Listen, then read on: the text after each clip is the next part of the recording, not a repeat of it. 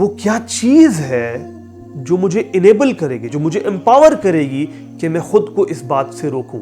کیونکہ جب مصیبت آتی ہے تو انسان کی چیخ نکلتی ہے, وہ ایکسپریس کرنا چاہتا ہے, وہ چلانا چاہتا ہے, وہ کہنا چاہتا ہے کہ میرے ساتھ یہ کیوں ہوا.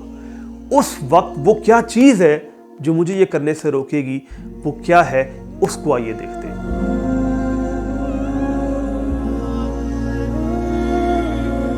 اللہ تعالیٰ ہمیں مشکلات میں اس لیے ڈالتے ہیں کہ وہ ہمیں اپنے قریب ہونے کا ایک موقع دینا چاہتے ہیں, اور ہم اس بات پہ اللہ تعالیٰ کا شکر بھی ادا کرتے ہیں.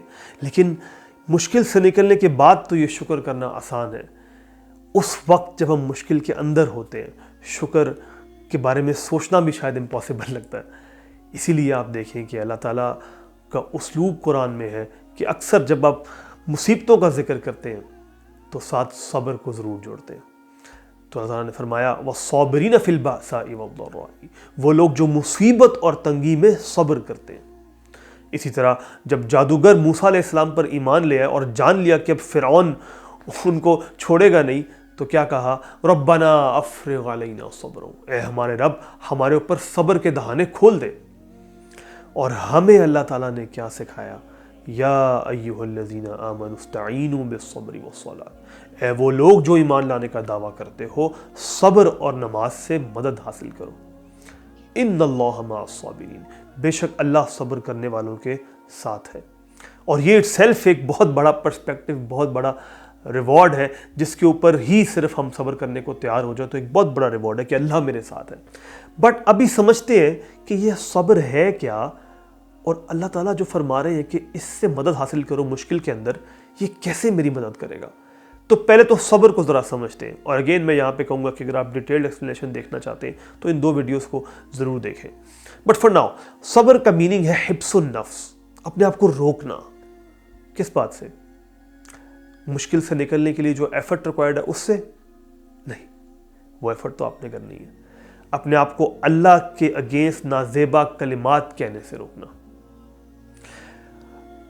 یہ کہنے سے, شکوہ شکایت کرنے سے کہ اے ہمارے رب تو نے ہمارے ساتھ ایسا کیوں کیا, یا اللہ میں ہی ملا تھا میرے ساتھ ایسا کیوں, یہ اس طرح کے الفاظ کہنے سے خود کو روکنا, یہ ہے صبر.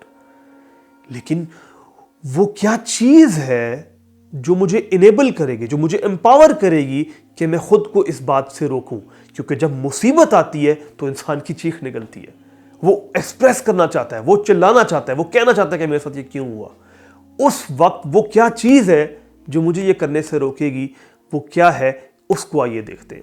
تو اللہ تعالیٰ اگلی آیت میں فرماتے ہیں وَلَا تَقُولُوا لِمَن يُقْتَلُ فِي سَبِيلِ اللَّهِ أَمْوَاتٌ, اور وہ لوگ جو اللہ کی راہ میں مارے گئے ہیں ان کے بارے میں یہ مت کہو کہ وہ قتل کر دیے گئے, بل احیاء وَلَٰكِن لَا تَشْعُرُونَ, وہ زندہ ہے اور تمہیں اس کا شعور نہیں ہے. لیکن بات تو صبر کی ہو رہی تھی, یہاں اس آیت کا کیا کام ہے, ذرا غور کریں. اور ایسا پاس میں ہوا ہے, ایک عورت ہے, اس کا ایک ہی بچہ ہے, اور جنگ میں گیا, شہید ہو گیا. اب وہ کیا کرے, اس کی لائف تو چینج ہو گئی ہے. The life would not be the same now anymore. اب وہ کیا کرے, اللہ تعالیٰ اس کو ایک پرسپیکٹو دے رہے کہ نہیں, وہ مرا نہیں بلکہ وہ زندہ ہے. تمہارے سامنے شاید اس کی باڈی کے ٹکڑے ٹکڑے ہوئے ہیں, لیکن اللہ تعالیٰ کیا فرماتے ہیں, عند ربہم یرزقون, اللہ کے ہاں وہ بہترین رزق پا رہے ہیں. تمہیں لگ رہا ہے کہ ان کی باڈی, ان کے ساتھ یہ حال ہوا ہے, وہ پتہ نہیں کیا, ادھر وہ بہت اپنی لائف انجوائے کر رہے ہیں. ذرا غور کریں, غور کریں. میں نے کہا تھا کہ ہم صبر سے مدد کیسے حاصل کر سکتے ہیں, یہ ہے. اور اس جملے کو اپنے پلے باندھ لیں, اللہ تعالیٰ صبر کے ذریعے ہمیں ایک پرسپیکٹو دیتے ہیں جس سے ہمیں خود کو روکنا آسان ہو جاتا ہے کہ ہم اللہ کے اگینسٹ کوئی شکایت کریں, کوئی شکوہ کریں. لیکن اب ہمیں زندگی میں خالی یہی مصیبت تو نہیں آتی ہے.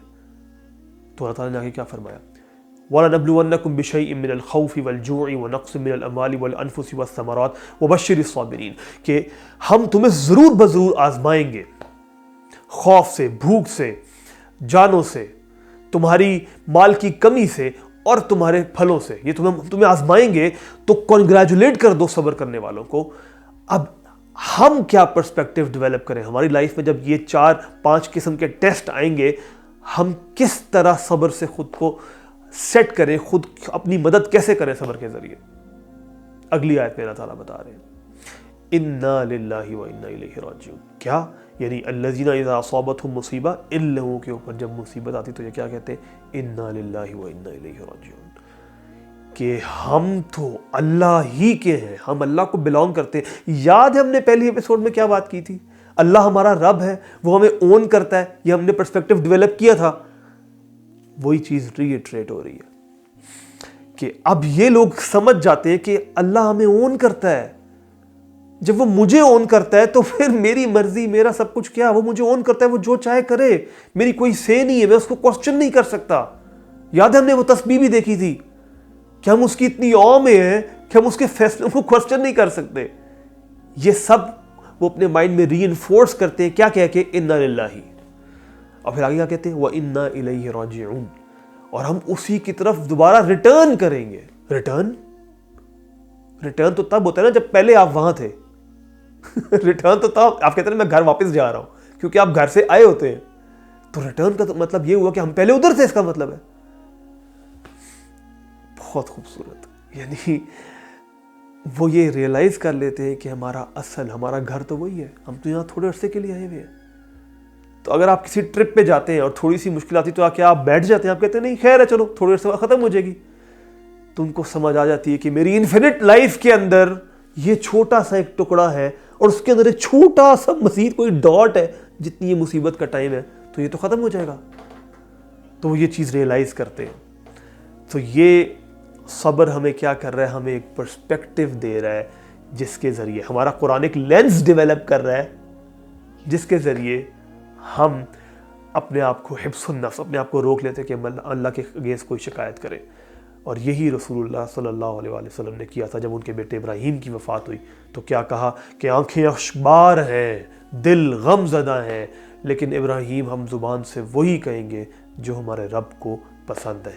تو غم زدہ ہوں، آنسو بھی بہائیں، لیکن اپنے آپ کو اس بات سے روک لیں کہ اللہ کے اگینسٹ کوئی بات کرے۔ اور وہ کیسے ہوگا؟ وہ پرسپیکٹیو سے ہوگا۔ اور سب سے پہلی بات یہ کہ فوراً سے یہ آیت ریسائٹ کریں، انا للہ و انا الیہ راجعون۔ اور جب ہم یہ پرسپیکٹیو ڈیولپ کر لیں گے تو ہم زندگی کو اس نظر سے دیکھیں گے جس کو ہم کہتے ہیں قرآنک لینس۔